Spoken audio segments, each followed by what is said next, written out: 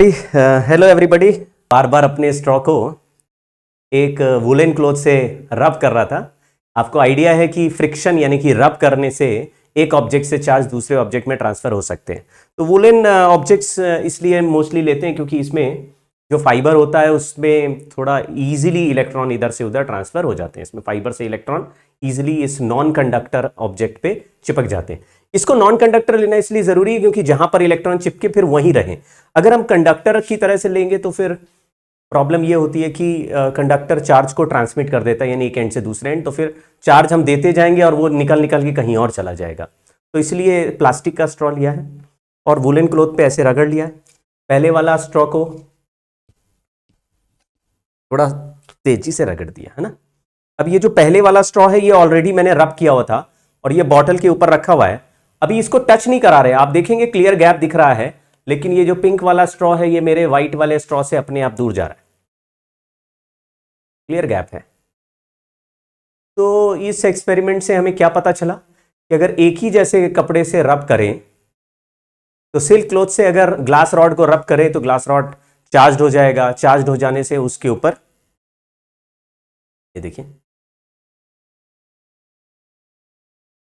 Electron deficient हो जाएगा। फिर उसके बाद सेम सिल्क क्लॉथ से दो रॉड को रगड़ के पास लाएंगे तो रिपेल होते हैं। ये सब एक्सपेरिमेंट लोगों ने ऑलरेडी देखे हुए थे।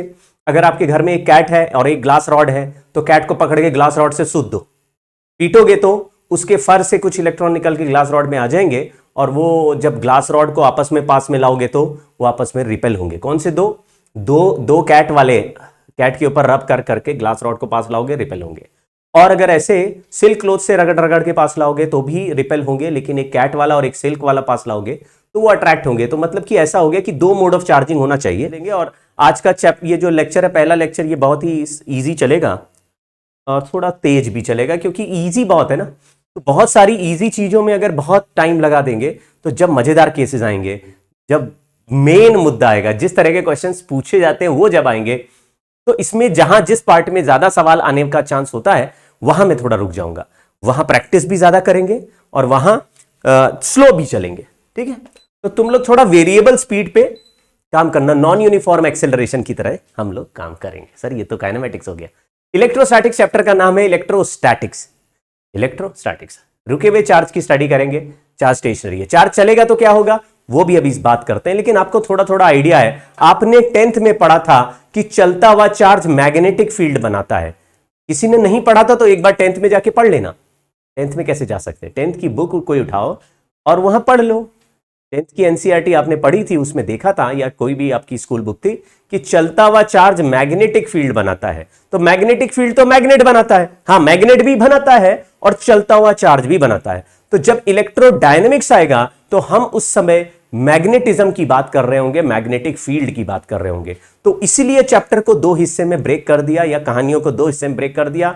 एक पार्ट ऑफ फिजिक्स में चार्ज स्टेशनरी रहेंगे, दूसरे पार्ट ऑफ फिजिक्स में चार्ज मूविंग रहेंगे। जब चार्ज स्टेशनरी रहेंगे तो इलेक्ट्रिक फील्ड, जो प्रॉपर्टीज हम पढ़ रहे हैं, चलता हुआ चार्ज मैग्नेटिक फील्ड क्रिएट करेगा। यानी चलता हुआ चार्ज, आज से स्टेटमेंट यही है, चलता हुआ चार्ज मैग्नेट है। चलता हुआ चार्ज चार्ज तो है ही, मैग्नेट भी है। ओरिजिन ऑफ चार्ज के लिए आपको पता है कि हमारे पास ये टाइनिएस्ट जो ऑब्जर्वेशनल चार्ज हमको दिखाई देता है, या दुनिया में जो फ्री चार्ज दिखाई देता है, वो ये जो एटम के चारों तरफ इलेक्ट्रॉन घूम रहे हैं, ये सबसे छोटा चार्ज है। और ये जो अंदर है ये न्यूक्लियस है इस एटम का, और न्यूक्लियस के चारों तरफ इलेक्ट्रॉन टन टन टन टन टन टन टन टन घूमते रहते हैं। ये सारे इलेक्ट्रॉन अपनी अपनी एनर्जी लेवल और अपनी अपनी ऑर्बिट में घूम रहे हैं। सबका एनर्जी लेवल अलग हो सकता है, एक एनर्जी लेवल से दूसरे एनर्जी लेवल पे आएंगे तो यहां पे ट्रांजिशन पे एनर्जी लॉस होती है। ये सब आपने एटॉमिक स्ट्रक्चर केमिस्ट्री में पढ़ा है, फिजिक्स में भी आता है। तो चार्ज होता है दुनिया में, इसका एग्जिस्टेंस हमें पता चला तब जब हमने रॉड के बीच में और स्ट्रॉ के बीच में फोर्स देखा। कभी अट्रैक्शन, कभी रिपल्शन, कभी खुशी, कभी गम, इस तरह से चल रहा है। देखिए, तो ये हमने लिख दिया, अंदर जो है न्यूक्लियस है और ऑर्बिट में जो है वो इलेक्ट्रॉन्स है। इलेक्ट्रॉन्स अलग तरह के चार्ज है, न्यूक्लियस में जो चार्ज है वो अलग तरह के हैं। 3 है। एक इलेक्ट्रॉन हो गया, अगर इलेक्ट्रॉन के चार्ज की बात करा जाए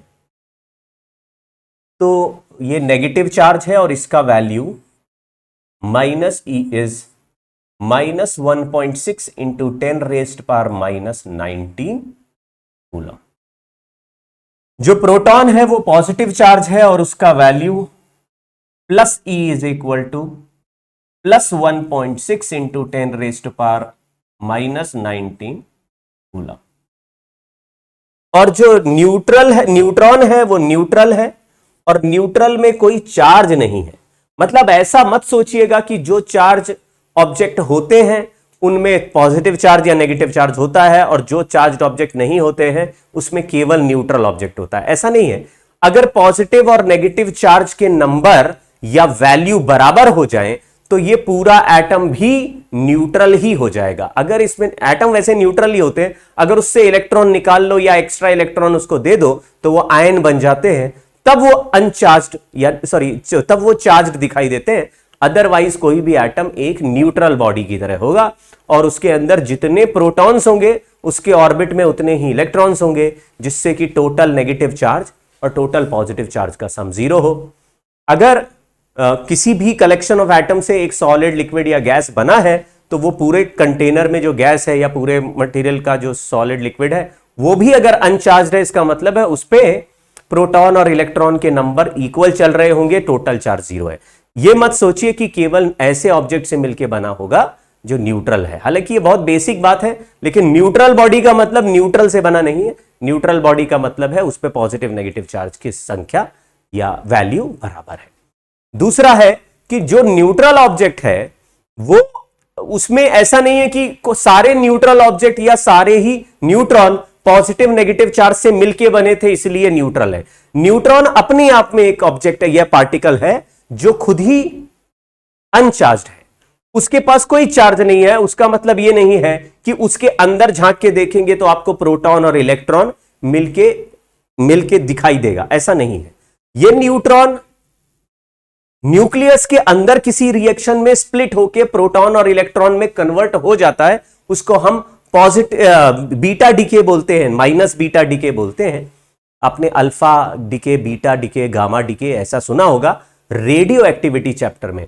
तब ये लेकिन न्यूट्रॉन न्यूक्लियस के अंदर रहता है और वो स्प्लिट हो जाता है, मतलब टूट जाता है और उसमें से एक प्रोटॉन बन जाता है जो न्यूक्लियस के अंदर रह जाता है और एक इलेक्ट्रॉन बन जाता है, वो न्यूक्लियस से बाहर रिजेक्ट हो जाता है।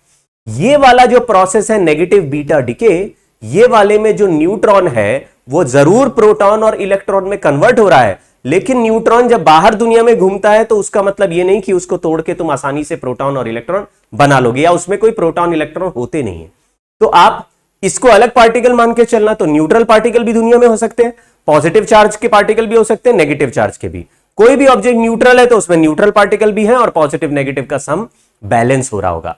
कोई ऑब्जेक्ट जो नेगेटिवली चार्ज है उसमें इलेक्ट्रॉन की संख्या पॉजिटिव चार्ज की संख्या से ज्यादा होगी और पॉजिटिव चार्ज वाले में इलेक्ट्रॉन की संख्या कम होगी। हम इलेक्ट्रॉन के पॉइंट ऑफ व्यू से इसलिए बोलते हैं क्योंकि हमने एक्सपेरिमेंट्स करके देखा तो केवल इलेक्ट्रॉन ही वो चार्ज है जो इजीली ऑर्बिट को छोड़ के निकल सकता है और किसी भी मटेरियल से इलेक्ट्रॉन को ही ले और दे सकते हैं without damaging the actual configuration of the system. यानी कि सिस्टम में न्यूक्लियस को अगर डैमेज नहीं किया जाए, सिस्टम का एक्चुअल पिक्चर वैसे ही रखें तो केवल इलेक्ट्रॉन है जो इजीली मूव कर सकते हैं। तो एक्चुअली इलेक्ट्रॉन्स को ही मेनली हम चार्ज कैरियर बोला करेंगे। मेटल्स में मेजॉरिटी चार्ज कैरियर हमेशा इलेक्ट्रॉन्स होते हैं। सेमीकंडक्टर जब हम बात करेंगे, सेमीकंडक्टर, कंडक्टर और इंसुलेटर, 3 तरह के मटेरियल है। इलेक्ट्रॉन्स कंडक्टर में मेजॉरिटी कैरियर है। सेमीकंडक्टर किस तरह का, पी टाइप है या एन टाइप है, उसके हिसाब से हम बनाएंगे, वो जब सेमीकंडक्टर चैप्टर पढ़ेंगे तब पढ़ेंगे। लेकिन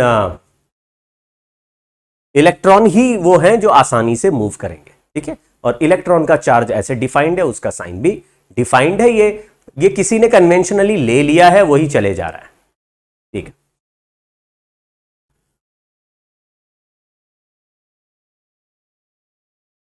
तो हमने चार्ज का वैल्यू भी लिख दिया। 2 टाइप ऑफ चार्जेस, ये सब मैंने आपको भेजा हुआ, इसलिए ये सारी स्लाइड्स हम फटाफट निकाल रहे हैं सामने से, है ना। तो 2 टाइप्स ऑफ चार्जेस है, positive negative. Like charges repel करते हैं, अनलाइक अट्रैक्ट करते हैं। ये ऑब्जर्वेशनल फैक्ट है जिसको आप आसानी से जस्टिफाई या चेक कर सकते हो। जैसे अभी 2 स्ट्रॉ का एग्जांपल मैंने लिया, 2 धागों को अगर सेम टाइप के कपड़े से रब करके ऐसे टांग दोगे तो वो आपस में एक दूसरे को रिपेल करेंगे। लेकिन अगर एक को सिल्क और एक को वुलन से रब करके टांग दोगे तो अट्रैक्ट करेंगे। तो आपको समझ में आ गया कि डिफरेंट टाइप के अरेंजमेंट में डिफरेंट चार्जिंग हो रही है और सिमिलर अरेंजमेंट में सिमिलर चार्जिंग हो रही है और सेम चार्ज वाले रिपेल कर रहे हैं। तो ये सब चीजें हमको ऑलरेडी पता है, इन पे ना तो क्वेश्चन मार्क लगाना है, ना ही इनको जस्टिफाई करना है, ना ही इनको सीखना समझना है, वो सब हो चुका है। ठीक है, तो अरे वाह, जादू। तो पॉजिटिव चार्ज को रिपेल कर रहा है, नेगेटिव चार्ज नेगेटिव को रिपेल कर रहा है, ये सब कहानियां। Every object has electron, proton and neutron all together. ये एक ऑब्जेक्ट है, मेटल बॉडी लिखा हुआ है और इसमें प्रोटॉन इलेक्ट्रॉन सब है। अगर ये ऑब्जेक्ट न्यूट्रल दिख रहा है, इसका कारण यह है कि इसमें इलेक्ट्रॉन जितने हैं उतने ही प्रोटॉन। इसके अंदर एटम्स छुपे हुए हैं और एटम में प्रोटॉन न्यूट्रॉन्स हैं जो न्यूक्लियस बोलते हैं और चारों तरफ इलेक्ट्रॉन घूम रहे हैं। चार्जिंग ऑफ अ बॉडी के बारे में बात करें तो कोई भी ऑब्जेक्ट पे, ये वैसे तो ऐसा होता नहीं है जैसे, लेकिन दिखाया हुआ है कि इसमें कुछ इलेक्ट्रॉन्स हैं जो फ्री इलेक्ट्रॉन्स हैं और अंदर न्यूक्लियस है, मतलब फ्री इलेक्ट्रॉन्स हैं जो न्यूक्लियस के चारों तरफ घूमते रहते हैं। कुछ इलेक्ट्रॉन्स इतने फ्री हो जाते हैं कि वो इंटर एटॉमिक स्टेज पे घूमते रहते हैं। तो मेटल किसको कहते हैं या कंडक्टर्स किसको कहते हैं, समझ लीजिए आपके पड़ोस के और आप उनके पड़ोस के और उनके पड़ोस के सभी घर एक कॉलोनी में एक ही हाइट के हैं, सभी घर एक ही हाइट के बने हुए हैं। ठीक है, और सभी घर एक हाइट के जो बने हुए हैं उसमें टॉप फ्लोर पे तुम्हारा रूम है, टॉप फ्लोर पे तुम्हारा रूम है। अब समझो कि ऐसा छत इमेजिन करो कि आगे तो बहुत बड़ी छत है तुम्हारे घर में और एक छत में एक कमरा है जो तुम्हारे पापा ने तुम्हारे पढ़ने के लिए बनाया, तुम कमरे में पढ़ते हो और बाहर आके टहल सकते हो। ये जो बाहर आके टहलने की दुनिया है, ये तुम्हारे एटम का, यानी तुम्हारे जो न्यूक्लियस के ऊपर एक एनर्जी लेवल है उसका एक्सटेंडेड पार्ट या हायर एनर्जी स्टेट है। लेकिन तुम्हारा रूम छत पे ही है और छत पे बाकी जगह खाली है और तुम्हारे पड़ोसी का छत भी उसी लेवल पे है और उस पड़ोस की छत भी सेम लेवल पे है। ठीक है, तो जब आप अपने कमरे से छत मतलब बाकी टेरेस में जाते हो तो तुमको कोई एक्स्ट्रा एनर्जी नहीं चाहिए। मतलब जैसे अगर कोई फर्स्ट फ्लोर से तुम्हारे सेकंड फ्लोर की छत पे आएगा तो फर्स्ट फ्लोर से सेकंड फ्लोर आने के लिए सीढ़ियां चढ़नी पड़ेंगी, एनर्जी खर्च होगी। यदि फर्स्ट फ्लोर पे रह रहे मम्मी पापा अगर थके हुए हैं तो ऊपर नहीं आएंगे, ऊपर से आवाज देके ही तुम्हें बुलाएंगे, नीचे आ जाओ खाना लग गया। ठीक है, तुम नीचे जा सकते हो, फिर तुम्हारे पास एनर्जी ऊपर आ सकते हो। लेकिन अगर तुम छत पे रहते हो, उसी रूम में रहते हो जो छत पे है, और फिर बाकी बचे हुए छत पे जाने के लिए, टहलने के लिए तुमको कुछ खास एफर्ट की जरूरत नहीं, तुम ऐसे टहलते टहलते कहीं भी जा सकते। लेकिन तुमने देखा पड़ोसी की छत भी सेम लेवल पे है, ना तो ऊपर जाना ना नीचे जाना है, तो तुम ऐसा खिसकोगे तो तुम पड़ोसी की छत में भी आ जाओगे। सबकी छतें मिली हुई हैं तो आप यहां से वहां तक किसी भी छत पे टहल सकते हो, आप फ्री इलेक्ट्रॉन हो गए। अगर तुम्हारा भाई जो तुम्हारे फर्स्ट फ्लोर पे रहता है और वो टॉप फ्लोर पे जाएगा तो उसको सीढ़ी चढ़नी पड़ेगी। सीढ़ी चढ़ने का एक और पर्यायवाची बना लेते हैं कि मम्मी पापा से पूछना पड़ेगा। तो जैसे ही वो सीढ़ी चढ़ने के लिए जाता, पीछे से आवाज आती, पापा की कहां जा रहे हो, चलो पढ़ने बैठो। वो बेचारा पढ़ने बैठ गया, लेकिन तुम तो ऑलरेडी छत पे रहते हो, तुमको तो कोई देख ही नहीं रहा, तो तुम आराम से छत पे सब जगह घूम सकते हो। तो तुम आवारा हो गए, आवारा हो गए तो तुम फ्री इलेक्ट्रॉन हो गए। अभी फ्री इलेक्ट्रॉन इस पूरे मोहल्ले की छत पे आराम से घूम सकता है, लेकिन क्या छतों से कूद के दूसरे मोहल्ले की छतों पे जा सकता है? ना ना ना ना ना।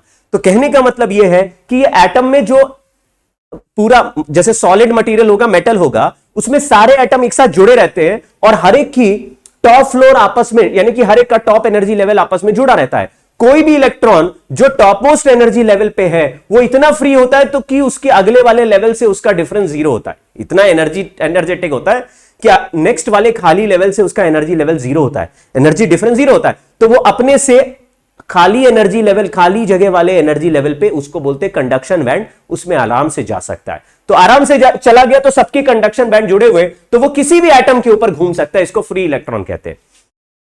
यहां पे कुछ इलेक्ट्रॉन हो सकते हैं जो फ्री इलेक्ट्रॉन हो।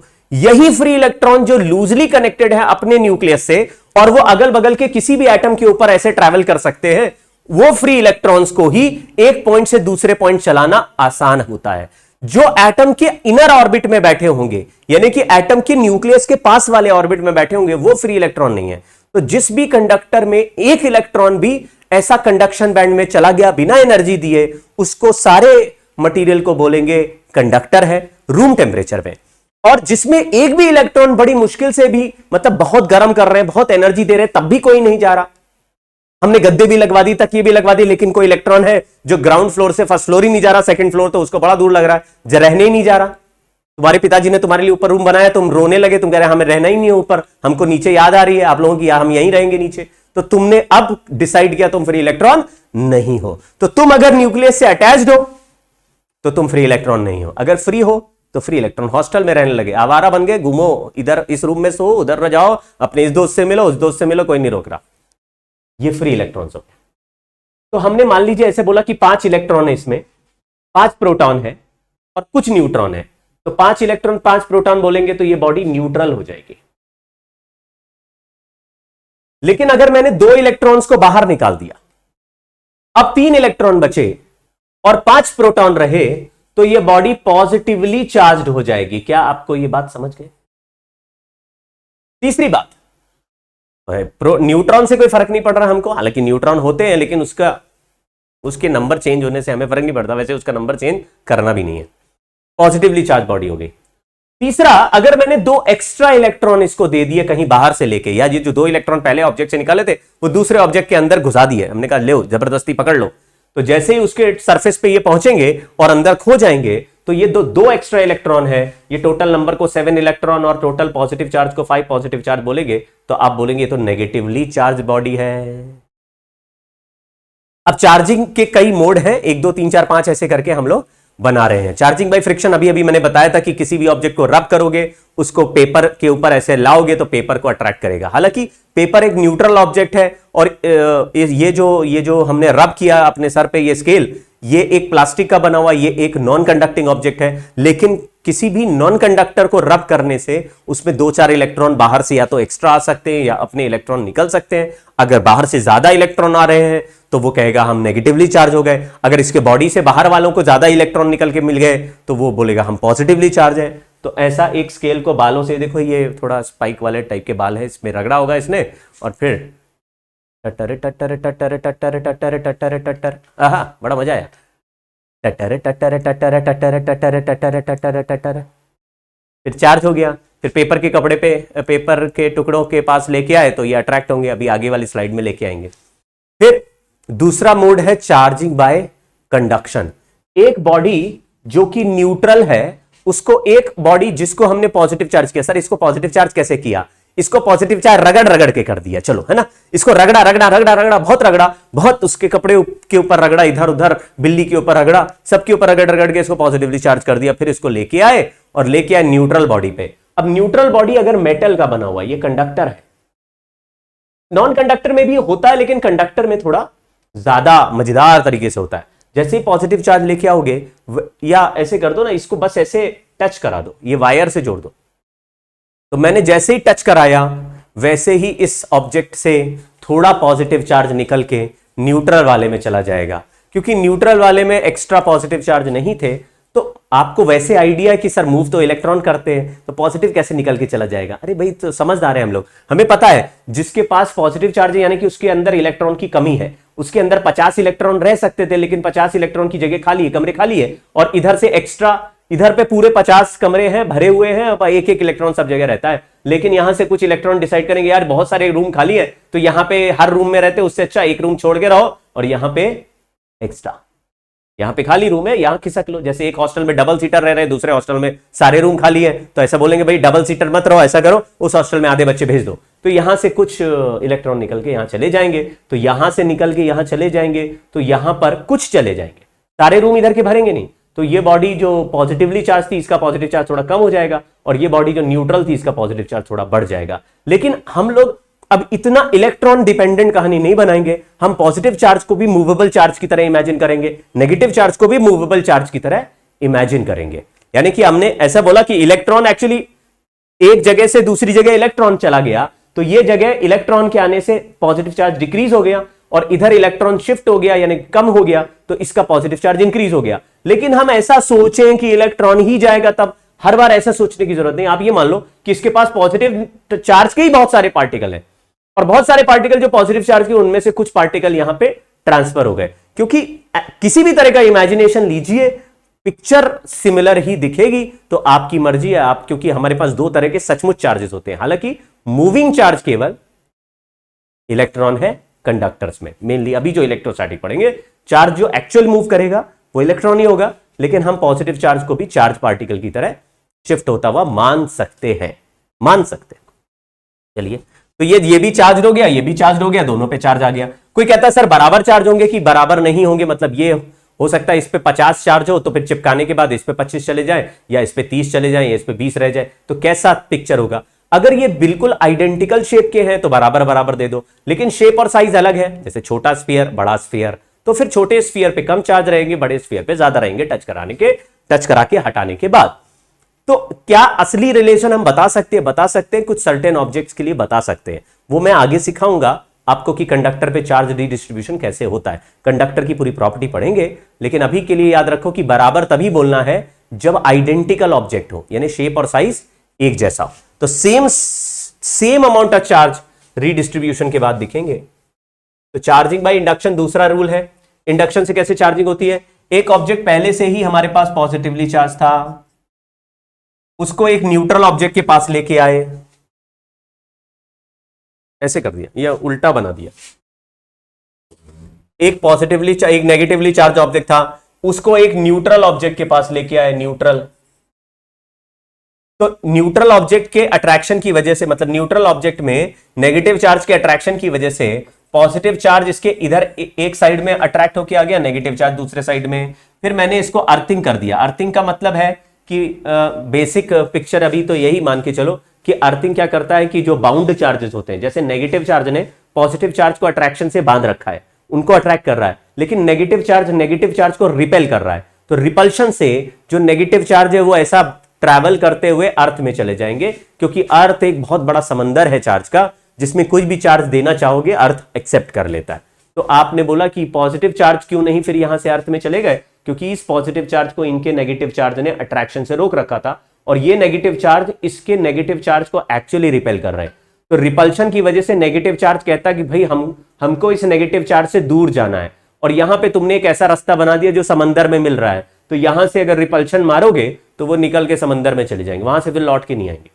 फिर मैंने एक बार रिपल्शन करा के इस नेगेटिव चार्ज को भेज दिया, फिर अर्थिंग हटा दी। अर्थिंग का तार हटा देंगे तो अब चार्ज वापस भी नहीं आ सकता, तो फिर मैंने इस ऑब्जेक्ट को जो नेगेटिव चार्ज है इसको हटा दिया, तो यहां से अब जो नेगेटिव चार्ज जा चुका है वो वापस नहीं आएगा, क्योंकि तार काट दिया। अब चार्ज वापस नहीं आ सकता, और इसके पास बाउंड चार्ज की वजह से पॉजिटिव चार्ज ऑलरेडी था, तो ये पॉजिटिव चार्ज आप पहला वाला ऑब्जेक्ट हटा लीजिए, तो इसका अट्रैक्शन खत्म हो गया, तो भी इसके सरफेस पे कौन सा चार्ज फैला हुआ दिखेगा? Positive charge. इसका नेगेटिव चार्ज कहां गया? ये तो न्यूट्रल था, उसको हमने अर्थ में भेज दिया। अर्थ में भेजने के लिए जो मेटल से अट्रैक्शन दूर से ही कराया, उस प्रोसेस को इंडक्शन कहते हैं। If a charged body is placed near neutral conductor, will it attract the conductor और रिपेल इट? यहां पे हमने पहले न्यूट्रल कंडक्टर के पास में रखा था, तो आप देखेंगे कि नेगेटिव चार्ज पॉजिटिव चार्ज को अट्रैक्ट कर रहा है, और नेगेटिव चार्ज को रिपेल कर रहा है।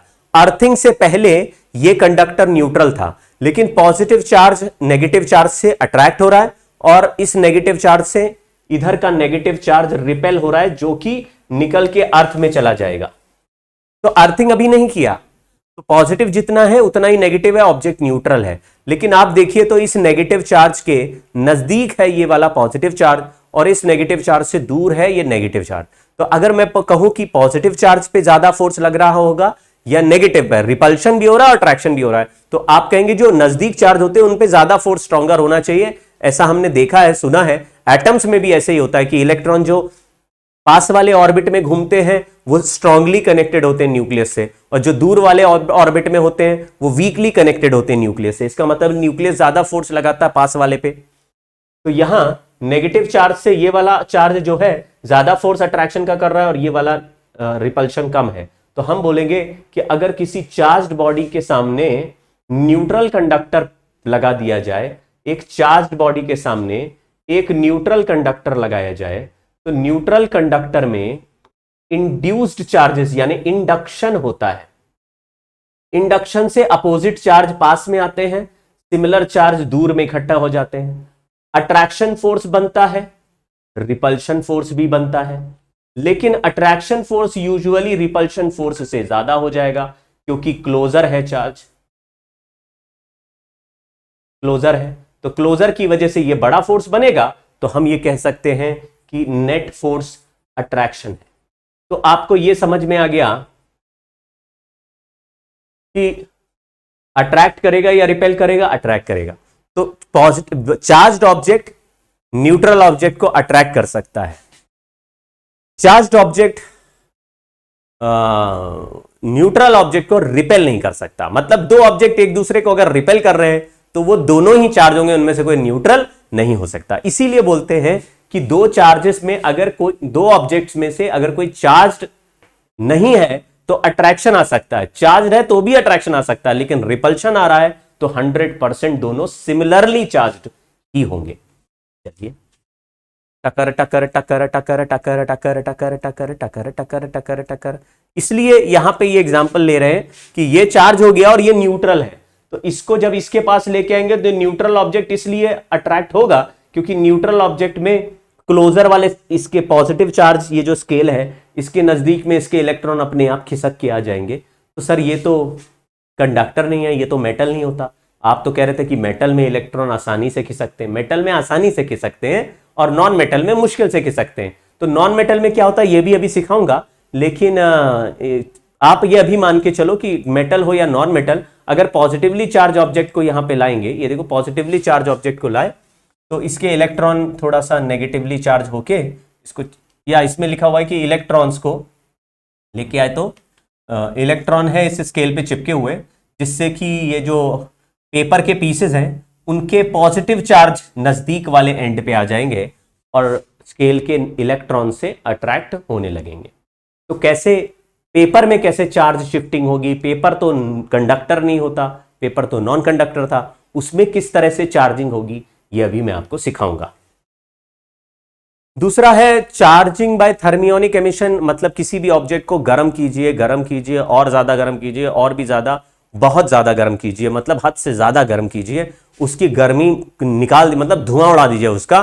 तो बहुत ज्यादा गर्म होने के बाद उसके इलेक्ट्रॉन्स को, जो फ्री इलेक्ट्रॉन्स होते हैं, उनको इतनी एनर्जी मिल जाती है कि वो सरफेस से बाहर अपने आप इजेक्ट होते हैं। तो इसको ही बोलते हैं थर्मियोनिक एमिशन। थर्मल एनर्जी से किसी भी, समझ गए, तो हाई वोल्टेज से करंट फ्लो कराएंगे, किसी भी आगे चल के इलेक्ट्रॉन गन बनाएंगे तो भयंकर करंट फ्लो कराते हैं।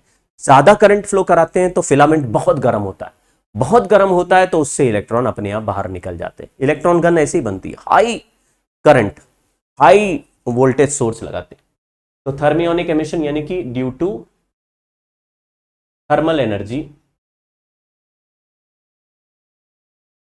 Free electrons are ejected. अब मान लीजिए किसी कॉइल में से करंट, हाई करंट भेजने से ये इतना गर्म हो गया कि इसका इलेक्ट्रॉन निकल गया।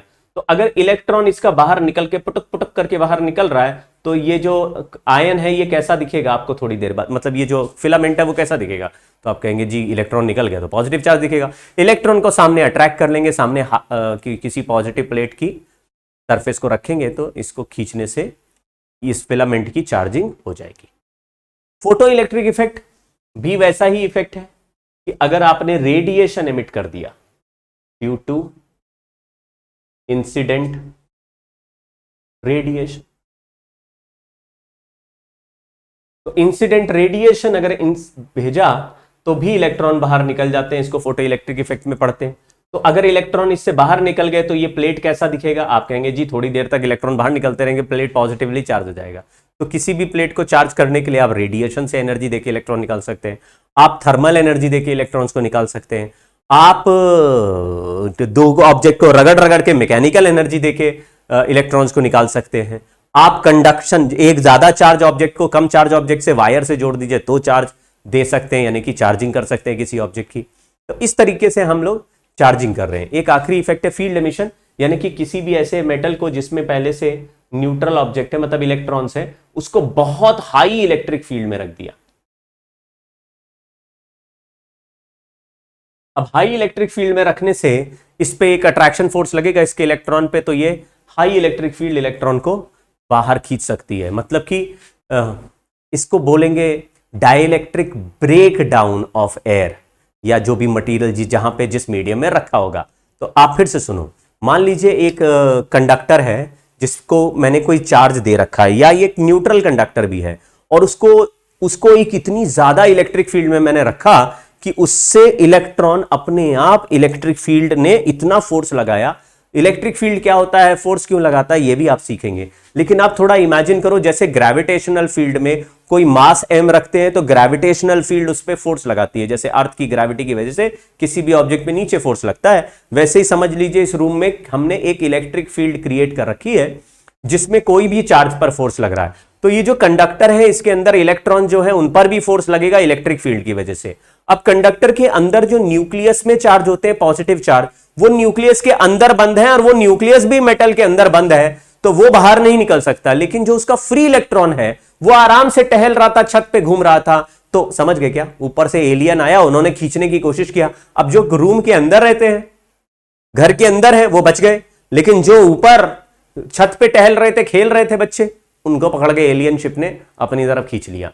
तो ये जो इलेक्ट्रिक फील्ड है सभी को बाहर खींच रहा है, लेकिन जो इलेक्ट्रॉन, फ्री इलेक्ट्रॉन होंगे, उनमें से कुछ इलेक्ट्रॉन बाहर आ जाएंगे, मेटल हो जाएगा, बचा हुआ ऑब्जेक्ट हो जाएगा पॉजिटिवली चार्ज। तो फील्ड एमिशन बोल रहे हैं, स्ट्रॉन्ग फील्ड की वजह से ये जनरेट हो सकता है। और भी चार्जिंग के तरीके हैं, जैसे कि अगर किसी मेटल को मैग्नेटिक फील्ड में अगर आप चलाओ, किसी मेटल को मैग्नेटिक फील्ड में चलाओ, तो भी उसमें चार्ज सेपरेट हो जाते हैं। सेपरेट का मतलब है एक तरफ पॉजिटिवली चार्ज पार्टिकल इकट्ठा हो जाएंगे, एक तरफ नेगेटिवली चार्ज पार्टिकल इकट्ठा हो जाएंगे। तो ऐसा भी हो सकता है, लेकिन हम वो सब बातें बहुत गहराई में बाद में करेंगे।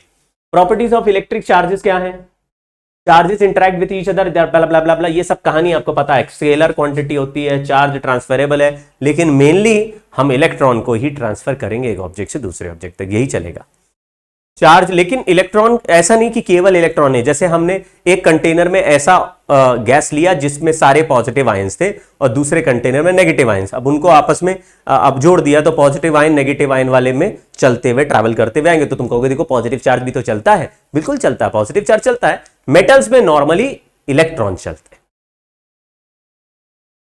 Charge is always associated with mass. ये कोई हवा में उड़ता हुआ कॉन्सेप्ट नहीं, कोई वैक्यूम वाला कॉन्सेप्ट नहीं है। इलेक्ट्रॉन, प्रोटॉन, जो हमारे टाइनीएस्ट पार्टिकल हैं, उनके पास मास भी होता है, उन्हीं के पास चार्ज होता है। तो अगर मैंने बोला कि इस ऑब्जेक्ट पे चार्ज है, तो इसका मतलब है कि उसके पास मास भी होगा।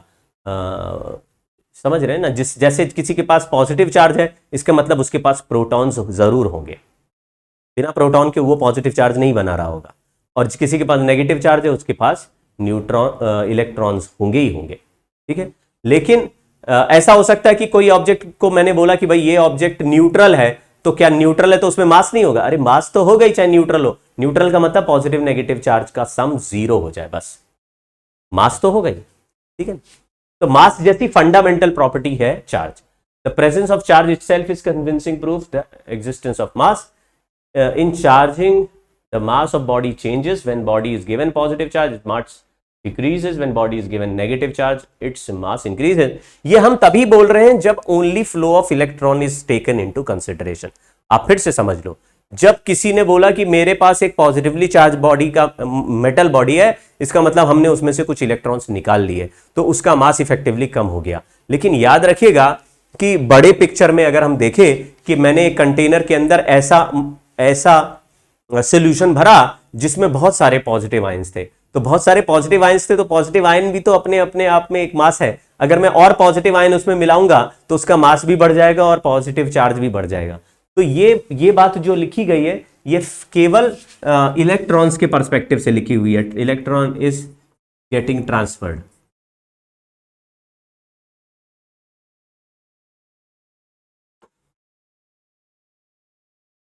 चलिए, charge is quantized electron charge is the minimum charge which can travel from one place to other place। इसका मतलब है कोई भी चार्ज जो ट्रैवल करेगा या हम ट्रांसफर करेंगे वो इलेक्ट्रॉन के नंबर के टर्म्स में ही लिखा जाएगा। तो अगर मैंने बोला कि एक ऑब्जेक्ट को चार्ज दिया 4e/3, आप कहेंगे नॉट पॉसिबल। क्यों? क्योंकि इलेक्ट्रॉन का फ्रैक्शन पॉसिबल नहीं है। तो हमने क्वार्क्स करके एक पार्टिकल के बारे में सुना है जो इलेक्ट्रॉन का 1/3 होता है, हो सकता है इसमें 4e/3 में एक इलेक्ट्रॉन हो और एक e/3 यानी कि क्वार्क हो। लेकिन आपको यही याद रखना है कि इलेक्ट्रॉन से छोटा चार्ज कॉर्क होता जरूर है लेकिन वो ट्रांसफरेबल नहीं होता, वो कभी दुनिया में अलग से नहीं दिखेगा, वो कभी इलेक्ट्रॉन उससे मिलके बना हुआ है, इलेक्ट्रॉन प्रोटॉन उससे मिलके बने हुए हैं, वो एक हमारा ऑब्जर्वेशन या अजम्पशन है, लेकिन वो कभी भी हवा में दुनिया में घूमता हुआ दिखाई नहीं देता। तो किसी पर्टिकुलर कंडीशन में अगर हम इलेक्ट्रॉन को ब्रेक भी करें तो वो कंडीशन हटाते वो इलेक्ट्रॉन वापस रीगेन कर लेता अपना शेप और क्वार्क्स वापस चिपक जाते हैं।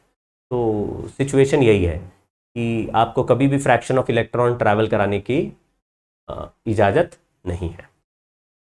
तो आपका आंसर अगर कुछ इलेक्ट्रॉन के फ्रैक्शन में आ रहा है तो आप उसको मत मानिए। लेकिन हम लोग जिन चार्जेस के बारे में बात करेंगे, जो चार्जेस हमारे नॉर्मली दुनिया में होते हैं,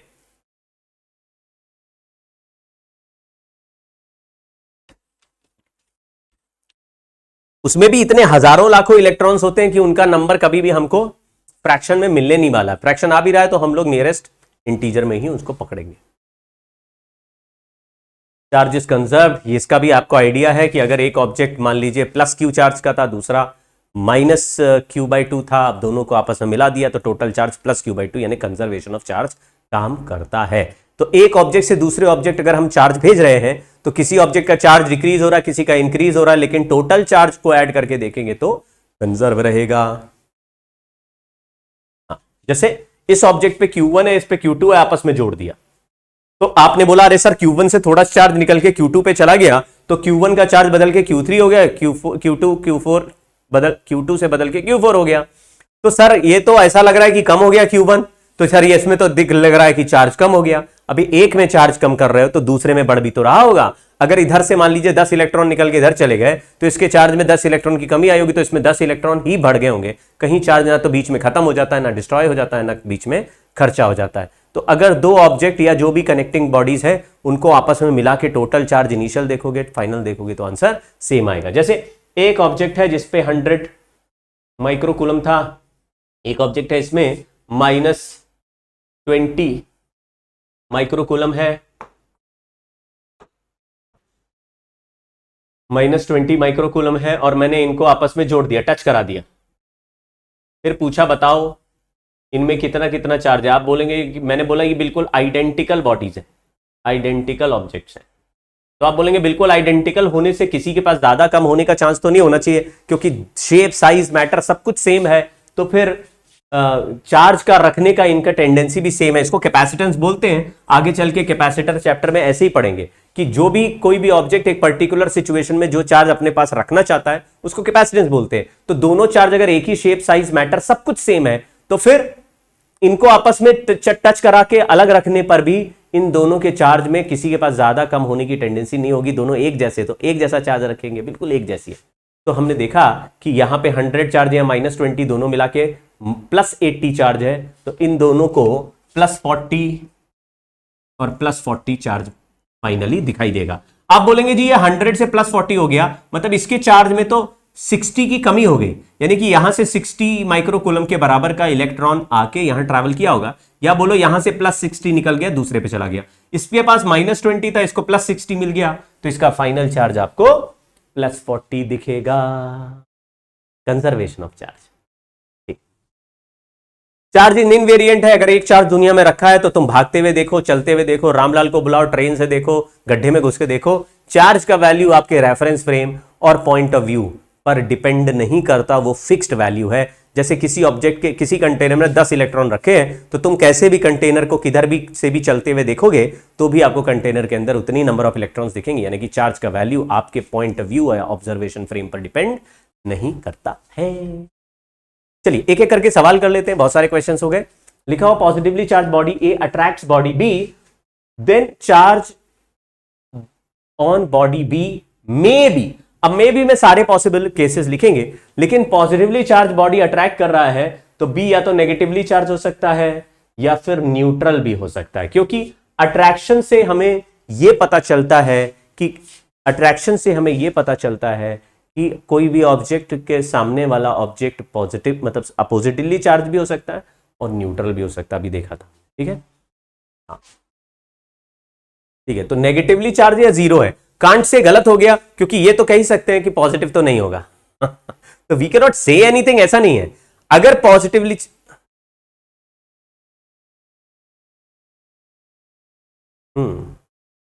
हालांकि कुछ लोग ये भी प्रूव कर देते हैं कि पॉजिटिवली चार्ज ऑब्जेक्ट को भी रिपेल कर सकता है अगर चार्ज बहुत स्ट्रांग है, लेकिन हम वो एक्सट्रीम केस की बात नहीं कर रहे हैं। हम अगर नॉर्मल बात करें तो बी कैन बी नेगेटिव और जीरो। चलिए स्टार्ट करते हैं। करेक्ट ऑल्टरनेटिव बताना। Charge gained by uncharged body from a charged body due to conduction is equal to half of total charge of initially present. ये गलत हो गया। Only if bodies are identical shape wise,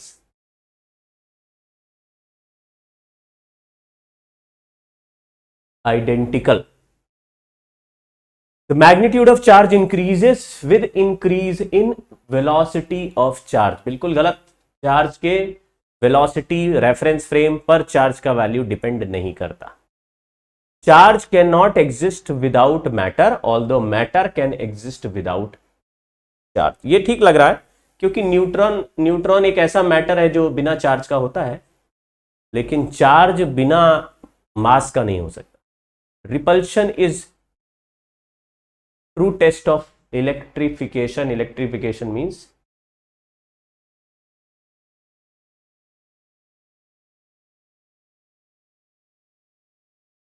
सी वाले में थोड़ा सा doubt हो सकता है। Charge can not exist without matter although matter can exist without the charge. अगर हम केवल न्यूट्रॉन्स की बात करें तो वो एग्जिस्ट कर सकते हैं बिना चार्ज के, उसमें कोई प्रोटॉन और इलेक्ट्रॉन नहीं होता। लेकिन मैटर की बात करें तो फिर नहीं करेगा, क्योंकि मैटर तो कलेक्शन ऑफ एटम्स होता है, कलेक्शन एटम में इलेक्ट्रॉन प्रोटॉन दोनों है। चलिए हम लोग अभी मान के चलते, आगे बढ़ते हैं। 5 balls numbered 1 to 5 are suspended using separate threads. Pair 1 and 2, 2 and 4, 4 and 1 are electrostatic repulsion, while pair 2, 3, 4, 5 show repulsion।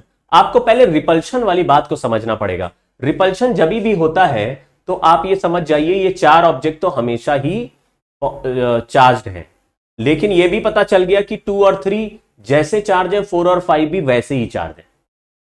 ठीक है, अब 2 और 4 दोनों ही चार्ज्ड ऑब्जेक्ट है। आप समझना, 2 और 3 आपस में रिपेल कर रहे हैं यानी दोनों चार्ज्ड जरूर होंगे।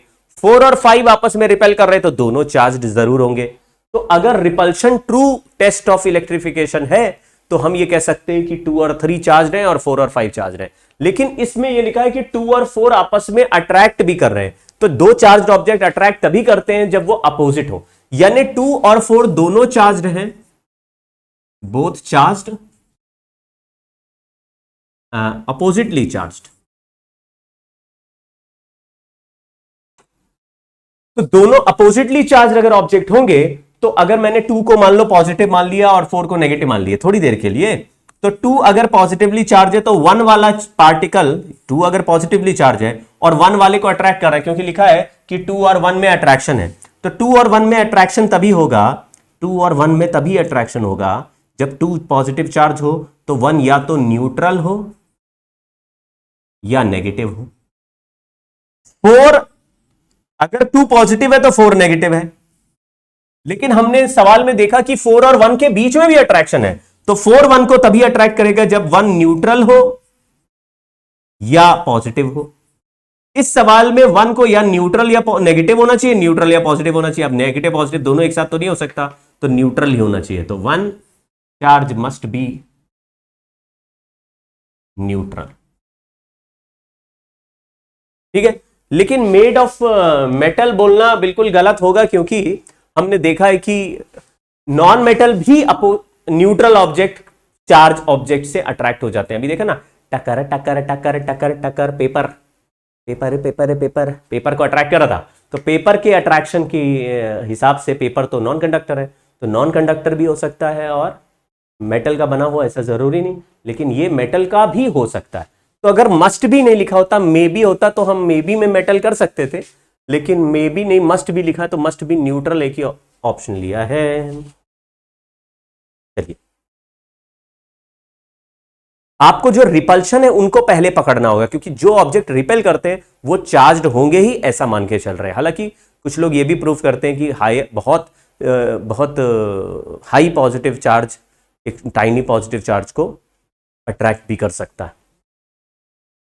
Ball A repels C and attracts B. A अगर सी को रिपेल करेगा तो ए और सी एक जैसे चार्ज होंगे। तो ए और सी एक जैसे चार्ज हैं, हमारे ऑप्शन में ए और सी के चार्ज का साइन एक जैसा है। ठीक है, फिर लिखा है अट्रैक्ट्स बी।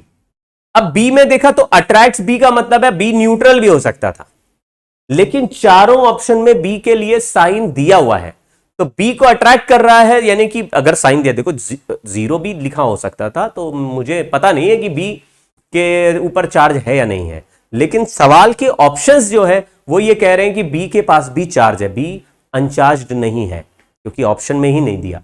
तो हमने लिखा माइनस माइनस माइनस प्लस, ये भी ठीक लग रहा है क्योंकि ए बी को अट्रैक्ट कर रहा है, तो ए बी को अट्रैक्ट करेगा अगर ये पॉजिटिव चार्ज है। तो चारों ऑप्शन में ये तीनों बातें तो जस्टिफाई हो रही हैं पहले लाइन से।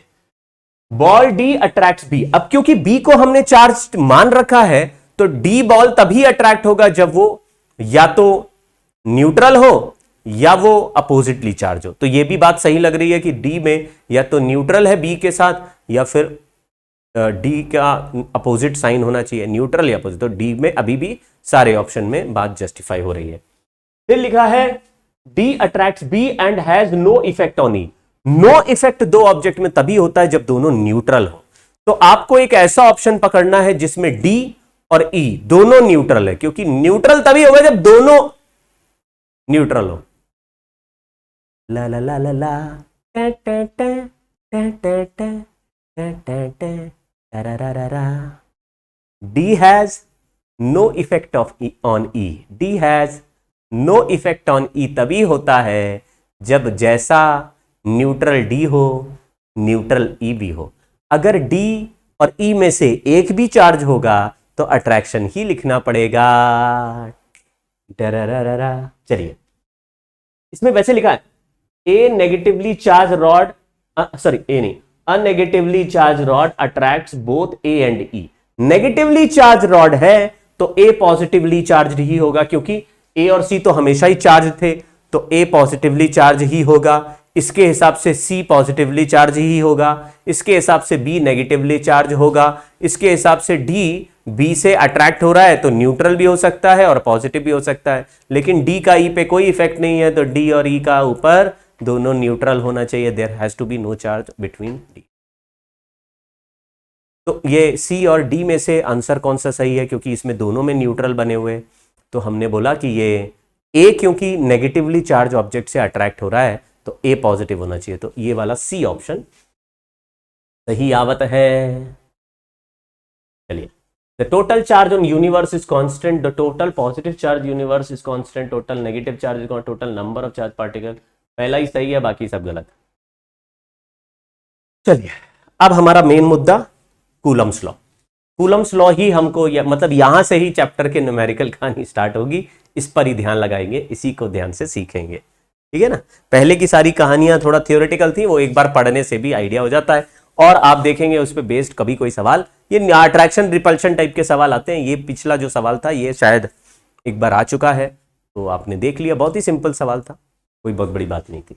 Electrostatic force of interaction between two static point charges is directly proportional product of the charges k q1 q2 by r square है। रिपल्शन फोर्स भी हो सकता है, पॉजिटिव नेगेटिव चार्ज है तो अट्रैक्शन फोर्स भी हो सकता है। तो इसमें अब लिखने के लिए कुछ ज्यादा बचा नहीं है, आगे समझ लेते हैं। ये सीजीएस में k का वैल्यू 1 है और एसआई यूनिट में k का value 9 into 10⁻⁹ newton metre square पर coulomb square.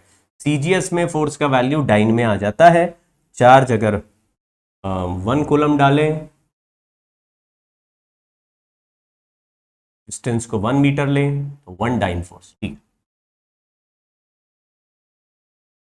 Newton metre square पर कूलम स्क्वायर, ये ऐसा यूनिट हो गया।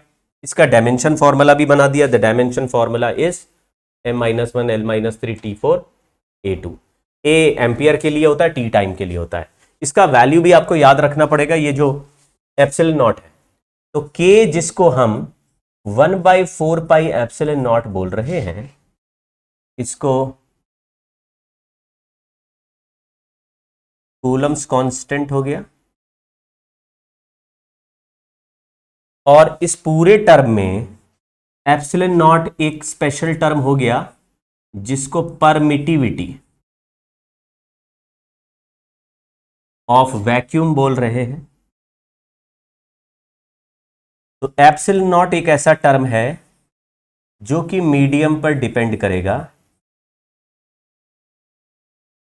सराउंडिंग मीडियम, चार्ज का चारों तरफ सराउंडिंग मीडियम क्या है उस पर डिपेंड करेगा epsilon not. Absolute permittivity of air और फ्री स्पेस, फी स्पेस नहीं, फ्री, लग रहा फी नहीं मिली थी उस समय जब बनाया था, फी स्पेस नहीं, फ्री स्पेस। और ये वैक्यूम, मतलब फ्री स्पेस यानी वैक्यूम। तो अगर दो चार्ज के बीच में फोर्स निकालना है तो आपने देखा ये दो चार्ज रखे और इनके अलावा दुनिया में कहीं कोई कुछ भी और पार्टिकल नहीं है तो आप बोलेंगे वैक्यूम है, समझ गए ना। अगर एयर में रख दिया तो इनके चारों तरफ एयर के मॉलिक्यूल हैं, लेकिन एयर के मॉलिक्यूल के इफेक्ट को बिल्कुल नेग्लिजिबल मान लेते हैं हम लोग, हालांकि होता है। इसलिए परमिटिविटी एयर का थोड़ा सा अलग होगा, थोड़ा सा अलग होगा, थोड़ा सा ज्यादा होगा, लेकिन फिर भी हम उसको नेग्लेक्ट कर देंगे एयर के इफेक्ट को। तो वैक्यूम अगर है, अगर यही दो चार्ज पानी में डुबो दें और चारों तरफ पानी भरा हो तो चार्जेस का इंटरेक्शन वाटर के अंदर से होगा, तो आप बोलेंगे ऐसे केस में जो परमिटिविटी है, ये जो कांस्टेंट में जो परमिटिविटी आ रही है ये अलग आती है।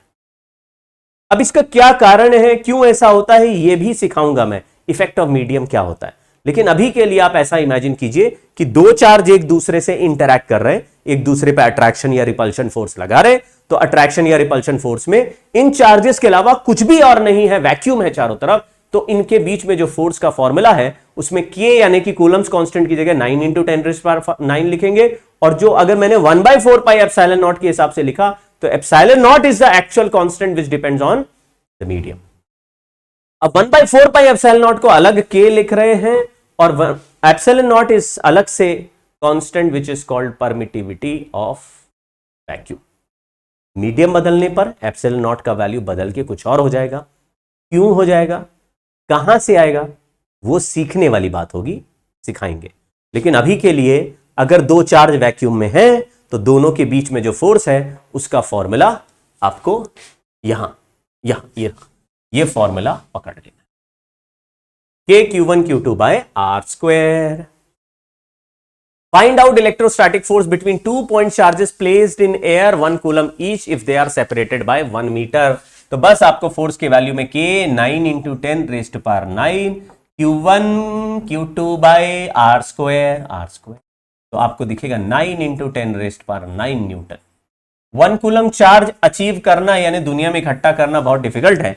ये हमारे पास जो नॉर्मली चार्ज होते हैं माइक्रो कूलम या और उससे भी छोटे ही होते हैं। तो अगर चार्जेस का जो फाइनाइट वैल्यू जो जैसे हम लोग लेके चलते हैं दो चार्जेस का, जैसे मैंने स्ट्रॉ को रगड़ रगड़ के चार्ज इकट्ठा किया तो वो माइक्रो कूलम या उसका फ्रैक्शन ऑफ माइक्रो कूलम में ही चार्ज होता है। अगर माइक्रो कूलम के हिसाब से रखेंगे तो ये आंसर कुछ मतलब समझ रहे हैं ना, फ्रैक्शन ऑफ न्यूटन्स में ही आ जाएगा। माइक्रो का मतलब 10⁻⁻⁶, तो 2 बार 10⁻⁻6 करोगे तो यहाँ पे 10⁻⁻12 आ जाएगा, तो 0.09 न्यूटन हो जाएगा अगर छोटा मोटा चार्ज जो हम लोग दुनिया में नॉर्मली ट्रांसफर कर रहे हैं। तो आप लोग ऐसे घबराइए नहीं, सर ये तो बहुत ही भयंकर फोर्स हो गया, इतना फोर्स मैंने किसी पे लगा दिया तो उड़ के तो स्पेस में ही चला जाएगा। बिल्कुल ठीक बात है, अगर किसी को 1 कूलम चार्ज दे दो और तुम्हारे पास भी 1 कूलम का एक गन हो, उसको ठगाक से ऐसे सामने लाना, वैसा उड़ के निकल लेगा। If the distance between 2 point charges is doubled and their individual charges are also doubled, what would happen to the force? ये खुद करना।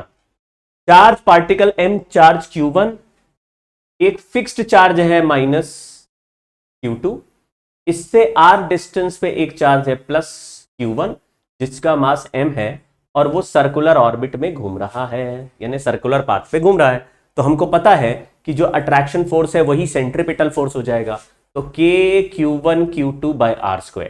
लेकिन सर ये तो -Q2 था, ये +Q1 था। अगर फोर्स का मैग्नीट्यूड लिख रहे हो, फोर्स का मैग्नीट्यूड, तो K और Q1 का भी मैग्नीट्यूड और Q2 का भी मैग्नीट्यूड बाय R², ऐसा लिखोगे। पीछे मैं लिख देता हूं कि if we are writing force का magnitude we will write magnitude of charges Q1 Q2, तो फिर साइन नहीं रखेंगे। तो मैग्नीट्यूड ऑफ फोर्स केवल वैल्यू है, अट्रैक्शन है या रिपल्शन ये अलग से हमें पता रहेगा और मैग्नीट्यूड अलग से। लेकिन अगर वेक्टर फॉर्म में लिखेंगे तो फिर चार्ज को साइन के साथ लिखेंगे। दोनों बातों को आप थोड़ा अलग अलग रखिएगा। आप चार्ज को साइन के साथ तब लिखना जब चार्ज को वेक्टर फॉर्म में, मतलब फोर्स को वेक्टर फॉर्म में निकालना हो। और अगर मैग्नीट्यूड निकाल रहे हो तो magnitude can never be negative. तो चार्ज अगर पॉजिटिव है, एक चार्ज पॉजिटिव एक चार्ज नेगेटिव है, साइन के साथ रखा तो फोर्स का आंसर नेगेटिव आने लगेगा। अभी आप लोग ये मान के चलिए कि हम लोग फोर्स को अगर वेक्टर बोलते हैं तो उसका magnitude can always be positive number only. तो मैंने केवल वैल्यू से लिखना है और यहां लिख दिया mv²/r, r से r कैंसिल कर दिया, v का वैल्यू निकल आएगा √k⁴q1 q2 अपॉन mr। अब वेलोसिटी का वैल्यू आ गया तो टाइम पीरियड ऑफ रेवोल्यूशन होता है 2πr/v, 2πr/v, v की जगह हमने ये वैल्यू लगा दिया है √k⁴q1 q2/mr, और ऊपर एक r अलग था, बाकी सब कांस्टेंट बाहर।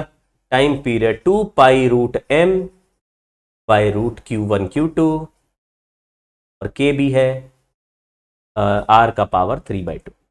सर ये तो केपलर्स लॉ जैसा लग रहा है। केपलर्स लॉ बोलता था कि टाइम पीरियड का square is proportional to radius of orbit का power 3, t² is proportional to r³। Kepler's law gravitation में होता है t² is proportional to r³।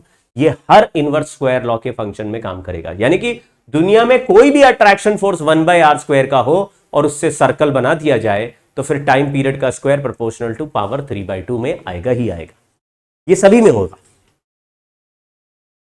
अब वेक्टर फॉर्म में देखो, अगर हम लिखें फोर्स ऑन q2/q1, तो हमने force on q2/q1 is equal to k⁴q1 q2 और r21 अपॉन r21 का मैग्नीट्यूड का पावर 3। ये मैंने पोजीशन वेक्टर को मल्टीप्लाई कर दिया है। पोजीशन वेक्टर किसका? जैसा फोर्स वैसा ही पोजीशन वेक्टर। तो फोर्स ऑन q2/q1 और r21 का मतलब है position of q2 from q1। Power cut हो गया इसलिए थोड़ी सा अंधेरा लग रहा होगा, कोई बात नहीं है, मुझे देखना थोड़ी ना काम, ये तो दिखाई दे रहा है। फोर्स ऑन q2/q1 और पोजीशन वेक्टर भी लिखना वही से, position of q2 from q। ऐसे ही फोर्स ऑन चार्ज 1/2 करेंगे,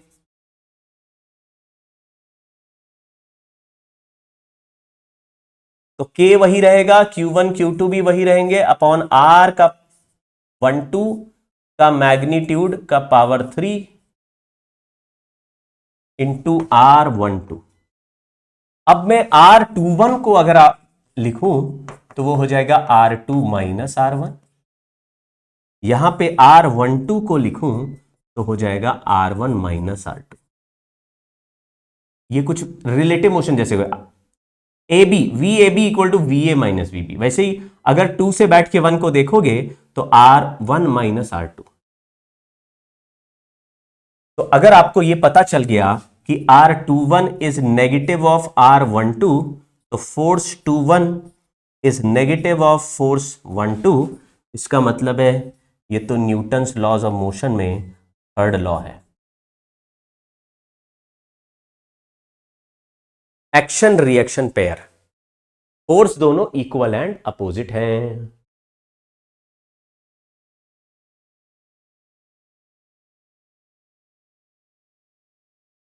ठीक है, थोड़ा पिक्चर बना के रखना है।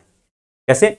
अगर फोर्स ऑन Q2 चाहिए तो R2 माइनस R1 को लगा देना। यहां पे Q2 पे चाहिए तो उसी का नंबर पहले लिखना, R2 position minus R1 position.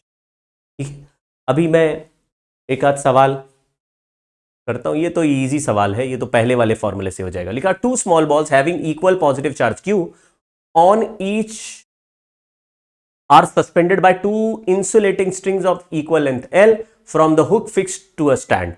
If the whole setup is taken to a satellite, जैसे ही सैटेलाइट में ले गए तो G 0 हो गया, यानी कि 2 पार्टिकल अंडर ग्रेविटी नहीं है। तो अगर 2 पार्टिकल में एक पे चार्ज Q है एक पे माइनस क्यू है तो ये एक दूसरे को रिपेल करेंगे, तो रिपेल करेंगे तो दूर जाएंगे, दूर जाएंगे तो ग्रेविटी तो है नहीं, तो पास लाने के लिए कुछ नहीं लग रहा, तो ये दूर जाके यहां टक टक टक टक टक यहां पहुंच जाएगा, ये दूर जाके यहां पहुंच जाएगा, तो दोनों एक दूसरे से रिपल्शन करके एक्सट्रीम डिस्टेंस पे रहेंगे। तो अगर इन दोनों के बीच में देखोगे तो आप रिपल्शन की वजह से कितना एंगल बनेगा, आंसर आ गया 180 डिग्री, क्योंकि इसको कोई भी पास लाने के लिए और फोर्स नहीं लग रहा, तो केवल रिपल्शन है, तो दोनों दूर भागेंगे, दूर भाग के दोनों एक दूसरे से सबसे ज्यादा सेपरेशन पे तब आएंगे जब दोनों के बीच में डिस्टेंस 2l हो जाए। बोल रहा इसमें कितना फोर्स दोनों के बीच में लगेगा, ये आंसर हो गया क्योंकि बीच का डिस्टेंस 2l लिख दिया। हाँ, two particles of identical mass and charge q are suspended from same point with help of identical strings of length L as shown in the figure। ये इंपॉर्टेंट केस होता है, ये एक इंपॉर्टेंट केस होता है, और इस इंपॉर्टेंट केस का मतलब है कि अगर दो पार्टिकल कभी भी एक दूसरे पे चार्ज देने की वजह से थीटा एंगल बनाते होंगे, तो एक बात तो ये है कि भाई अगर इन पे चार्ज अलग अलग भी है तो भी दोनों के सिमेट्री से एंगल बराबर आएगा। क्यों? इसीलिए बराबर आएगा क्योंकि जितना रिपल्शन इधर लगेगा उतना ही रिपल्शन इस पे लगेगा। ये चार्ज सिमिलर जरूर है लेकिन बराबर होने जरूरी नहीं। मतलब even if one charge is Q1 other charge is Q2, Q1 ने Q2 को लगाया मान लो 10 न्यूटन, तो Q2 भी Q1 पे लगाएगा 10 न्यूटन। हालांकि अगर इनका मास सेम है तभी ऐसा होगा, चार्ज अलग भी हो मास सेम होना चाहिए। इस क्वेश्चन में तो लिखा है चार्ज भी सेम है मास भी सेम है, तब तो एंगल बराबर आएंगे। यहां पे एक mg का फोर्स लगाया और यहां पे एक रिपल्शन फोर्स इलेक्ट्रोस्टैटिक वाला लगाया और यहां टेंशन T है। अगर मैं थोड़े थोड़े भी कंपोनेंट ले लूं, वैसे हमने याद करो एक बार सूडो फोर्स में इस तरह का पेंडुलम बनते देखा था कि टिल्टेड दिखता है तो tan थीटा a/g होता है, तो उस केस में भी आपने निकाला था tan थीटा यानी कि हॉरिजॉन्टल अपॉन वर्टिकल ma/mg। यहां पे हॉरिजॉन्टल फोर्स Fr यानी रिपल्सिव फोर्स है तो Fr/mg लिख देंगे। तो tan थीटा का आंसर Fr की जगह लिख दिया kq²/। अब अगर ये लेंथ L है ये लेंथ L है और थीटा एंगल बन रहा है तो ये डिस्टेंस हो गया L sin थीटा, ये डिस्टेंस भी हो जाएगा L sin थीटा। तो L sin थीटा का डबल का whole square kq1q2/r² upon mg। तो एक ऐसा रिलेशन बन गया। इक्विलिब्रियम कंडीशन लिखा हुआ है कि इक्विलिब्रियम कंडीशन एंगल थीटा के लिए determine value of m for given parameter. m का वैल्यू इधर tan थीटा इधर ले जाएंगे तो m is equal to kq²/4l² sine square theta into tan theta into g। ये हमारा आंसर है।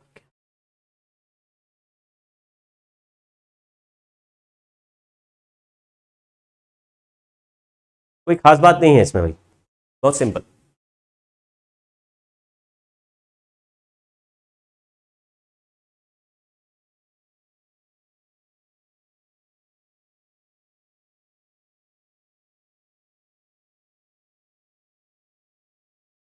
ठीक है, इसको मैं थोड़ा सा एक बार प्रैक्टिस करने के लिए एक सिचुएशन आपको दे देता हूं।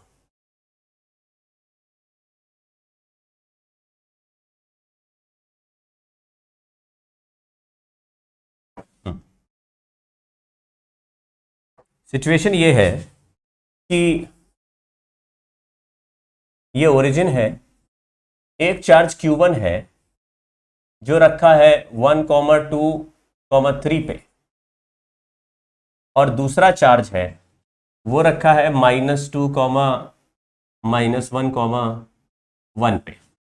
अब पूछा है फाइंड, ये चार्ज Q2 है, Q1 को मान लीजिए 1 माइक्रोकूलम लिख देता हूं, Q2 को या 10 माइक्रोकूलम लिख देता हूं, इसको 20 माइक्रोकूलम लिख देता हूं। क्वेश्चन पूछा फाइंड फोर्स ऑन Q2/Q1। कोई एक फोर्स पूछ लेंगे, अगर दूसरा पूछा जाएगा तो उसको माइनस के साथ लिख देंगे। तो फोर्स ऑन Q2/Q1 यानी F21 निकालना है। अब कुछ भी लिखा नहीं है, ऐसा मैग्नीट्यूड निकालना है तो हम लोग पूरा वेक्टर में ही निकालेंगे।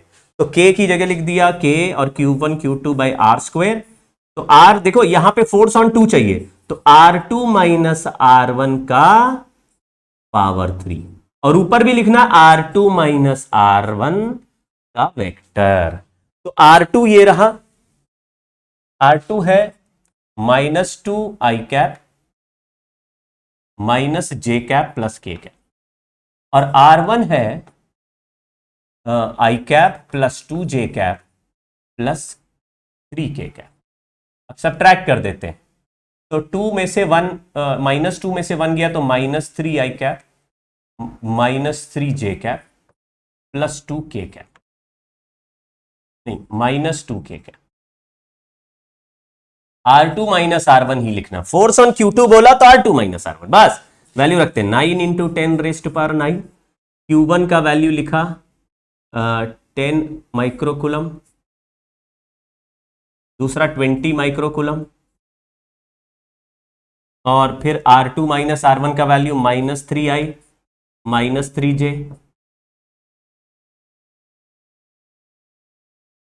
-3k, नहीं 2k -2k डिवाइडेड बाय इसके मैग्नीट्यूड का क्यूब, तो 3 स्क्वायर 9, 3 स्क्वायर 9 और 2 स्क्वायर 4, 9 + 9 + 4 हो गया 22, तो √22 का पावर 3, बस ये आंसर हो गया। ठीक है, तो ये हमने जो सीखा वो हुआ वेक्टर फॉर्म में किसी भी फोर्स को लिखना। वेक्टर फॉर्म में बस दोनों फोर्स का पोजीशन वेक्टर आपको दिया रहेगा, दोनों चार्जेस का, ये पहला चार्ज कहां रखा है, दूसरा कहां रखा है, स्पेस में कहीं भी रखे हो आप, उसमें से एक चार्ज के पोजीशन को R1 लिख दो, दूसरे चार्ज के पोजीशन को R2 लिख दो। अगर R2 वाले पे फोर्स लगाना है तो R2 माइनस R1 लिखो, नीचे फर्क नहीं पड़ता क्योंकि नीचे तो मैग्नीट्यूड है वो दोनों का सेम आएगा, बस ऊपर में थोड़ा केयरफुली देखो कि R2 माइनस R1 तब लिखना है जब R2 वाले चार्ज पर फोर्स चाहिए, R1 माइनस R2 तब लिखना है जब R1 वाले पे चाहिए। अगर थोड़ा भी Q1 पे चाहिए तो R1 लिखेंगे पहले, Q2 पे चाहिए तो R2 लिखेंगे पहले, थोड़ा सा ऐसे लिख के वैसे भी आपको आइडिया लग जाएगा कि ये वाला पोजीशन Q2 पे चाहिए तो ये वाला पोजीशन वेक्टर चाहिए, तो Q1 से Q2 की तरफ आता हुआ पोजीशन वेक्टर है, तो R2 हो जाएगा रिजल्टेंट, R2 माइनस R1 करेंगे तभी आएगा। ठीक है ना, मतलब अगर आपको Q2 पे फोर्स चाहिए तो आप समझ लो हम रामलाल को Q1 पे बैठा देते हैं, हम बोलते हैं रामलाल Q2 कितनी दूर दिख रहा है, तो रामलाल Q1 से बैठ के Q2 को देखेगा तो Q2 पर फोर्स निकालेगा। ठीक है ना, तो Q2 से बैठ के Q1 को देखोगे तो फाइनल पोजीशन Q2 हो गई, और जहां तुम बैठे वो इनिशियल पॉइंट हो, कितना डिस्प्लेसमेंट दिख रहा है, final minus initial, final minus initial. कैसे भी ऐसे अलग अलग तरीके से सोच सकते हो, नहीं तो सिंपल याद रख लो ना, एसोसिएट कर लो दिमाग में अपने। Point charge Q is fixed about distance L from the point of suspension of a body of mass M charge Q minus Q which is suspended by a light rod length L. Determine the range of mass M for which the particle remains in equilibrium, stable equilibrium। देखो stable equilibrium किसको कहते हैं, जहां पे अगर object हो और थोड़ा शिफ्ट करके छोड़े तो पार्टिकल अपनी पुरानी जगह पर वापस आए, लेकिन आप ऐसे शिफ्ट करोगे तो पार्टिकल के पास एक अट्रैक्शन फोर्स ऊपर की तरफ लगने लगेगा, एक mg नीचे की तरफ लगने लगेगा। अगर ऊपर वाले फोर्स ज्यादा हो गए, नेट फोर्स ऊपर की तरफ ज्यादा है, तो जरा भी शिफ्ट करोगे तो ये ऊपर की तरफ खींच लेगा, क्योंकि थोड़ा भी ऐसे टिल्ट करोगे तो इस फोर्स का कंपोनेंट ऊपर की तरफ बढ़ जाएगा, क्योंकि जैसे ही ऊपर चलाओगे तो इससे डिस्टेंस डिक्रीज करेगा, फोर्स का मैग्नीट्यूड बढ़ जाएगा। तो हमको ऐसा सिचुएशन क्रिएट करना है कि जरा भी शिफ्ट करने पर mg का इफेक्ट ही ज्यादा दिखे। तो एक तो सिंपल तरीका तो मेरे ख्याल से यही होना चाहिए कि mg का जो वैल्यू है वो चार्ज का यहां पर जो रिपल्शन है उससे ज्यादा ही होना चाहिए। सोच लो कि ये रॉड में ये पार्टिकल जो बंधा है इस पे एक अट्रैक्शन फोर्स ऊपर की तरफ लग रहा है और एक mg नीचे की तरफ लग रहा है। अगर नेट फोर्स नीचे की तरफ है तो टिल्ट करने पर यानी शिफ्ट करने पर भी नेट फोर्स नीचे की तरफ बना हुआ है तो mg इसको वापस ले आएगा, और अगर नेट फोर्स अगर ऊपर की तरफ है यानी ये फोर्स mg से ज्यादा लग रहा है तो थोड़ा भी टिल्ट करोगे तो खड़ाक से ये ऊपर खींच लेगा, तो यानी कि इसको छोड़ा और ये उधर ऊपर की तरफ चल दिया तो हम बोलेंगे तो अनस्टेबल इक्विलिब्रियम हो गया। इसलिए स्टेबल इक्विलिब्रियम की कंडीशन के लिए चार्ज Q का फोर्स निकाल के उसके फोर्स के इफेक्ट को mg से स्मॉलर ही रखना है, ऐसा थोड़ा इमेजिन करना है। चलिए एक बार सोचना इसको, कुछ और छोटा मोटा डिस्प्लेसमेंट के साथ देखना। सुपरपोजिशन प्रिंसिपल अब नेक्स्ट क्लास में करेंगे, लेकिन थोड़ा सा पढ़ लेते हैं।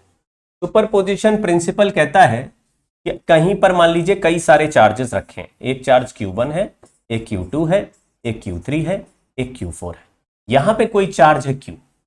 अगर हम बोले net force on Q, net force on Q, तो आप कहेंगे भाई Q1 एक Q पर फोर्स लगा रहा, मान लो F1, Q2 एक Q पर फोर्स लगा रहा, मान लो F2, Q3 एक Q पर फोर्स लगा रहा, मान लो F3, Q4 एक फोर्स लगा रहा है Q पर, मान लो F4। तो net force on Q will be vector sum of all forces F1 plus F2 plus F3 plus F4।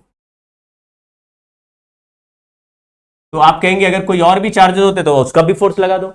तो इसको प्रिंसिपल बनाने की क्या जरूरत थी? ये तो बड़ा सिंपल कॉन्सेप्ट लग रहा है। ये तो ऐसा लग रहा है कि सर ये न्यूटन्स लॉ का सवाल हो गया कि एक ऑब्जेक्ट का एफबीडी बनाया, उस पर 4 फोर्स लग रहे हैं, टोटल रिजल्टेंट निकाला, हमने सबका कॉम्पोनेंट करके ऐड कर दिया तो टोटल फोर्स आ जाता है। तो इसमें क्या खास बात है? ये ऐसा क्यों पढ़ाया गया है कि प्रिंसिपल के नाम से बोल रहे हैं? इसमें खास बात यह है, ये स्टेटमेंट क्या कि F1 और F2 और F3 और F4 ये सारे फोर्सेस आर म्यूचुअली इंडिपेंडेंट। ये जो कूलम्स लॉ से सॉल्व होके आए हैं, ये अलग अलग सॉल्व हो रहे हैं, ये एक दूसरे को चेंज नहीं करते। कहने का मतलब यह है कि अगर ये पॉइंट चार्ज Q1 है और ये पॉइंट चार्ज Q है, तो इनके बीच में जो फोर्स F1 है वो कैसे निकालोगे? तो तुमने कहा भाई दो चार्जेस के बीच में फोर्स का फॉर्मूला अभी पीछे पढ़ तो आए, कूलम्स लॉ है। तो जब ये फोर्स F1 निकाला तब Q2 F1 के वैल्यू को चेंज नहीं कर सकता। Q1 की वजह से जो Q पर फोर्स लगा F1, वो Q2 के प्रेजेंस और एब्सेंस पे डिपेंड नहीं करेगा, Q3 पर भी डिपेंड नहीं करेगा। मतलब अगर मैं बोलूं Q1 ने Q पर फोर्स लगाया F1 और Q2 को हटा दिया, अब बताओ Q1 Q पर कितना फोर्स लगाएगा? तो आप कहेंगे भाई वो Q2 थोड़े ना लगा रहा था, वो तो Q1 लगा रहा था, Q1 सेम लगाता रहेगा। तो यही आपको बोलना है क्या कि जब भी दो चार्ज के बीच के फोर्स की बात होगी तो वही दो चार्ज डिसाइड करेंगे कि फोर्स का मैग्नीट्यूड क्या आना है। दूसरे चार्जेस प्रेजेंट हो सकते हैं, लेकिन उनके प्रेजेंस से एक इंडिविजुअल फोर्स जो अदर चार्जेस लगा रहे हैं वो चेंज नहीं होगा। यह बात क्लियरली समझ में आ गई होगी, तभी मजा आएगा। मैं एक बार और रिपीट करता हूं, अगर मैं Q2 की वजह से बोलूं कि फोर्स F2 है और Q1 हटा के बोलूं अब बताओ Q2 कितना फोर्स लगाएगा, तो तुम कहेंगे भाई Q2 का Q पर फोर्स है F2, Q1 अपना अलग लगा रहा है। अगर Q1 को हटाओगे तो F1 नहीं लगेगा, अगर Q1 को लाओगे तो Q1 अपना फोर्स लगाएगा, वो Q2 के फोर्स को चेंज नहीं करेगा। अगर टाइनी ऑब्जेक्ट है यानी पॉइंट ऑब्जेक्ट्स हैं तो हमेशा यह बात ट्रू है कि एक चार्ज को लाने से दूसरे चार्ज का वैल्यू चेंज नहीं करना है। ये ऐसा थोड़ी ना कि ये चार्ज लाके इस पे चिपका दिया तो फिर तो Q2 ही नहीं रहेगा ना। तो चार्ज अलग है, चार्ज अलग है, और एक सेपरेशन भी चेंज नहीं किया। Q1 को यहां पे लाके रखा, लेकिन Q2 और Q के बीच में सेपरेशन चेंज नहीं किया। तो आप ये नहीं कहना सर Q1 आया तो उसके रिपल्शन से Q2 हट गया। अरे हट गया तब तो फोर्स बदल ही जाएगा। लेकिन अभी की बात करें कि ये सारे चार्जेस फिक्स हैं, ये चार्ज भी फिक्स है, सब अपनी अपनी जगह पर फिक्स है, हमने पकड़ रखा है सबको। फिर मैंने बोला बताओ Q पर टोटल कितना इलेक्ट्रोस्टैटिक फोर्स लग रहा है? सारे स्टेशनरी चार्ज हैं, Q पर टोटल फोर्स बताओ। तो आपने बोला Q1 का फोर्स जो लगेगा वो Q1 अपना अलग फोर्स लगाएगा, इंडिविजुअल फोर्स, इलेक्ट्रोस्टैटिक फोर्स, वो कूलम्स लॉ से अलग से सॉल्व होगा। तो क्या Q3, Q4 और Q2 का उस Q1 वाले फोर्स पे कोई असर नहीं पड़ेगा? नहीं पड़ेगा। तो क्या इनका Q पर भी कोई असर नहीं पड़ेगा? अरे Q पर तो ये अपना फोर्स बनाएंगे और उतना फोर्स उनके फोर्स में ऐड हो जाएगा, तो टोटल फोर्स पे फर्क पड़ेगा। लेकिन individual F1 depends only on two charges which is independent of presence और एब्सेंस ऑफ अदर चार्जेस। तो सुपरपोजिशन प्रिंसिपल हमें क्या सिखाता है कि जब हम इंडिविजुअल फोर्स को ऐड कर रहे होंगे तो उन्हीं फोर्स का मतलब ऐड करते समय हमको किसी दूसरे फोर्स की वजह से पहले फोर्स को चेंज नहीं कर देना है। सब फोर्स अपना इंडिविजुअल लगेगा तो किसी भी ऑब्जेक्ट पे लगने वाला force resultant of all forces हो जाएगा। तो ये बात समझ गए। अब ऑलमोस्ट समय समाप्ति की घोषणा हो चुकी है, इसलिए अब मैं आगे नहीं बढ़ाऊंगा। एक दो सवाल होमवर्क लिख के दे देता हूं, उसको आप ट्राई कीजिए। नेक्स्ट क्लास में इन सवालों को ही क्लास में सॉल्व करेंगे।